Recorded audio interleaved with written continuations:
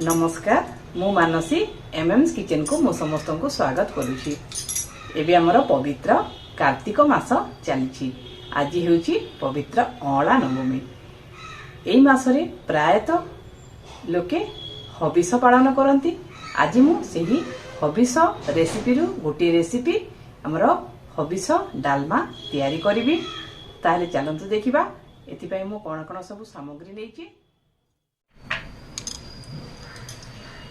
हबिष डालमा पाई मु नेछि 50 ग्राम कंचा मुग डाली। याकु मु भलो भाबे धोईकरी पानी छाणीकरी रखिछि। खंडे सारू को छोट छोट कर काटिकी रखिछि।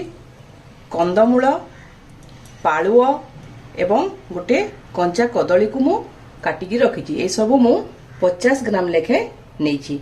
बेसी मु नौनी काहीकिना मु 2 जनक पई डालमा तैयारी करिवि। एवं गोटे इंच रो अदा को मु कोरिकी रखिछि। अधा गिना कोरा नडिया, गोटे चामच जीरा, 3-4टी सुखा लंका एवं 2 चामच जीरा और सुखा लंका को मु गुंड करिकी रखिछि। एथे आमे गाई घियो फुटेबा पई यूज करिबा। ताहले एबे आमे प्रस्तुत करिबा हबिष डालमा। प्रथमे गोटे प्रेशर कुकर रे गोटे गिलास पानी नेबा। आपण माने चाहिए एटा को माटी हांडी रे मध्य तैयारी करि परिबे। मो याकू प्रेशर कुकर रे तैयारी करूची। आ एथरे माटी आलू आ ओ मध्य आपण माने चाहिए देई परिबे। पानी गरम हे गला परे एथरे धोई की रखिथिबा मुग डाली पकेबा।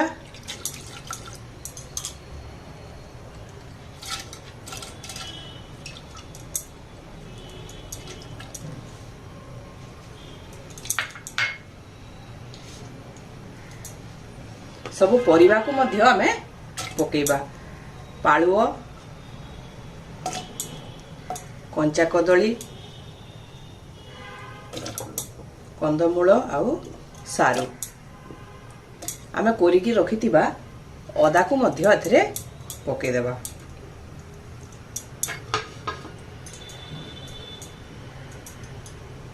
स्वाद अनुसार लूण देबा।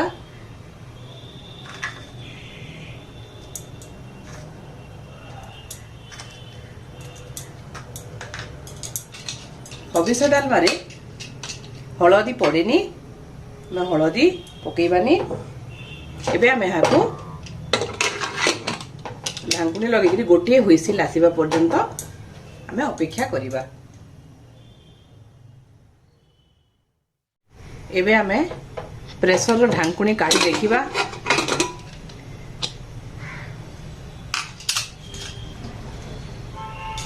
बहुत बढ़िया भाबे हमरो डालमा सिझी जाइछि। देखंतु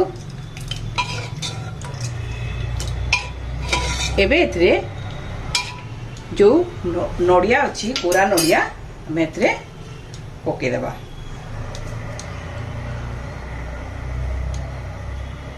टिके रखिथिबा हमें ऊपर सर्व करबा पई। नडिया पके सारला परे हमें एहा को एम्ति खाली गैस रे बसैकिरी आउ हमें ढांकुनी न देकिरी 2 रु 3 मिनिट ए नडिया को आउ डालमा सहित फुटिबा पई हमें छाडी देबा। एबे हमें डालमा रे छुंक देबा। एथि पई मु गोटे कड़ाई रे 3 रु 4 चामच गाई घियो गरम करछि। घियो गरम हे गला परे सेथरे हमें गोटे चामच जीरा पकेबा।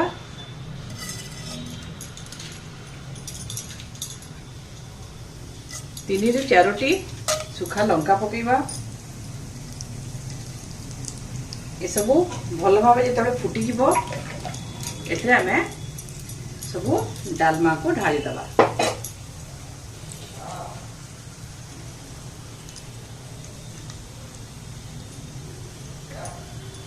हमरो फुटी गलानी।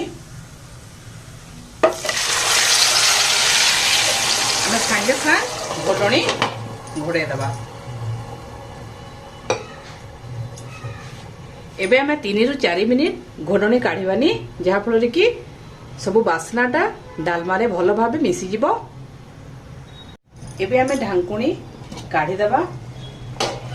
भजा कि रखाई जीरा और लंका गुंडरू 2 चम्मच पकेबा। आउ थरे भल भाबे घांटी देबा। हमरो रेडी ही गला हबिस डालमा।